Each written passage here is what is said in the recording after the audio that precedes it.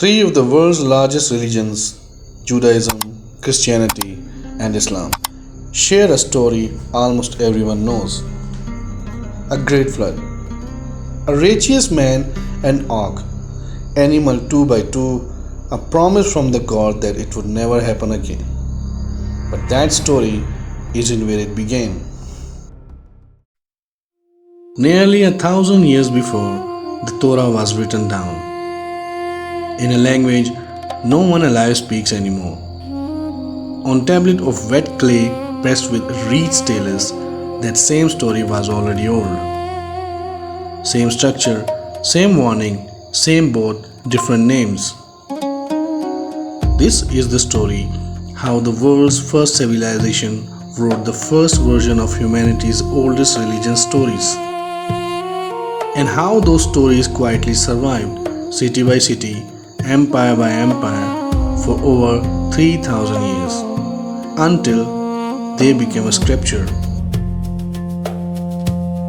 To understand where these stories came from, you have to go back further than most history classes ever go, to Sumer. In the marshlands of southern Mesopotamia, in what is now Iraq, more than 5,000 years ago, Sumer wasn't just old, it was first in a way almost nothing else is. The first cities, the first writing system, cuneiform, wedge-shaped marks pressed into clay, the first law codes, the first epic lecture, and the first fully developed pantheon of gods with the name, personalities, family trees, and myth that were copied, recopied, and taught in scribal school for 2,000 years after the Sumerian language itself had died out. That's the detail people miss. Sumerians stopped being anyone's native language by around 2000 BCE. But scribes in Babylon, Assyria, and beyond kept studying it. The way a modern seminary student studies biblical Hebrew or Latin, because the oldest sacred texts were written in it. Sumerian myths didn't disappear. They got translated, adopted, and absorbed into every civilization that came after. The way older code gets buried inside a newer software and never fully removed. At the center of the Sumerian pantheon were three gods who mattered most of this story. Anu, the sky god, distant, supreme, rarely intervening directly. Enlil, god of air, storms, and kingship, often enforcer of harsh decisions against humanity.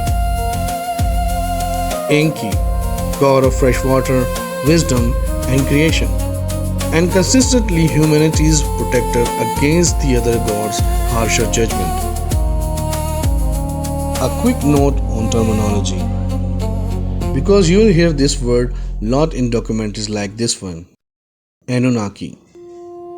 In the actual Sumerian and Akkadian texts, Anunnaki simply means something like those of princely royal blood or offspring of Anu.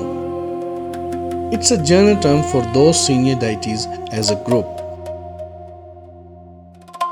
Similar to saying the gods or the pantheon, it is not in any actual cuneiform text, a term for extraterrestrial visitors. We'll come back to why that claim exists later in this video. But for now, just now, Anunnaki means the gods. Full stop. Genesis opens with the Garden Eden, a paradise with rivers, abundant fruit, and no death, sickness, or hard labor.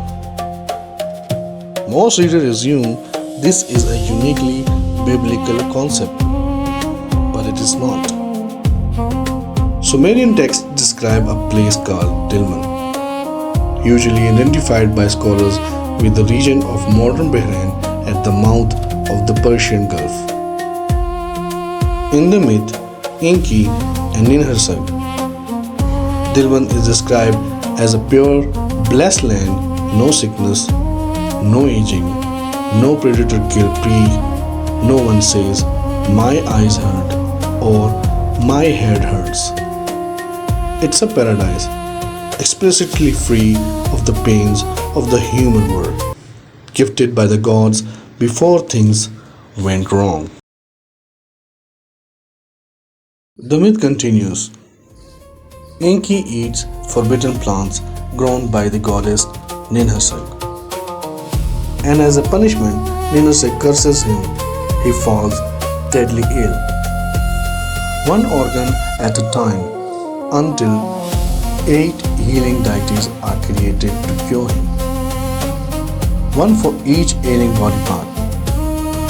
One of these deities created specifically to heal his rib is named Nintni, which is Sumerian carried a double meaning, lady of rib and lady who gives life. Scholars have long pointed to this as a plausible route for the Genesis account of Eve being formed from Adam's rib. The word works far more precisely in Sumerian than it does anywhere else in the ancient Near East. None of this means the Genesis author copied Dilmun word by word. What it shows is a shared literary vocabulary. Paradise gardens, forbidden food, divine punishment, life created from a rib. That existed in Mesopotamian religious storyline for well over 1,000 years before Genesis was compiled. This is the centerpiece of the entire comparison, and it is the part of scholars consider the strongest, most direct literary relationship in the whole ancient Near East. The Eridu Genesis, Sumerian roughly 1600 BCE, describing events set far earlier. A king named Zeusdra is warned of coming flood by a divine voice speaking through a wall. Survives 7 days a storm in a boat and afterward offers a sacrifice to the gods. There are at least 3 major Mesopotamian flood narratives that predate the Hebrew Bible by centuries. The Atrahasis Epic, Akkadian roughly 1700 BCE, the gods decided to destroy humanity because human overpopulation and noise disturbed the god Enlil's rest. Enki secretly warns a man named Atrahasis, instructing him to build a boat sealed with a pitch and bring abroad his family and the seed of all living creatures. The flood comes, Atrahasis survives.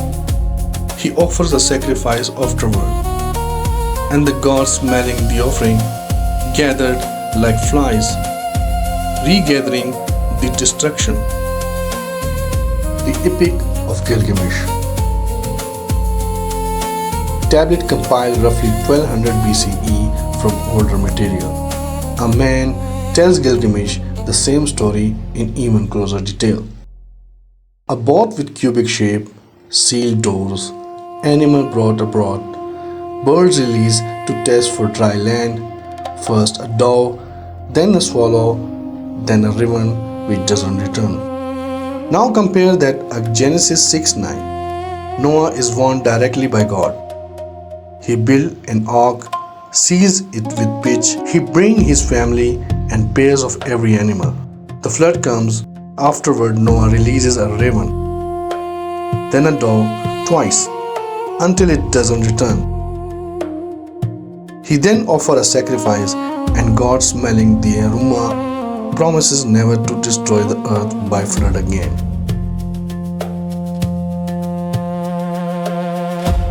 The structural overlap is not subtle. Divine warning to one righteous man, constructions of a sealed vessel, animals preserved in a pairs, birds sent out to test for land in nearly the same sequence, and a divine reaction to a post-flood sacrifice. This is why When the British Museum George Smith first translated the Gilgamesh flood tablet in 1872, it became an overnight sensation and a genuine controversy.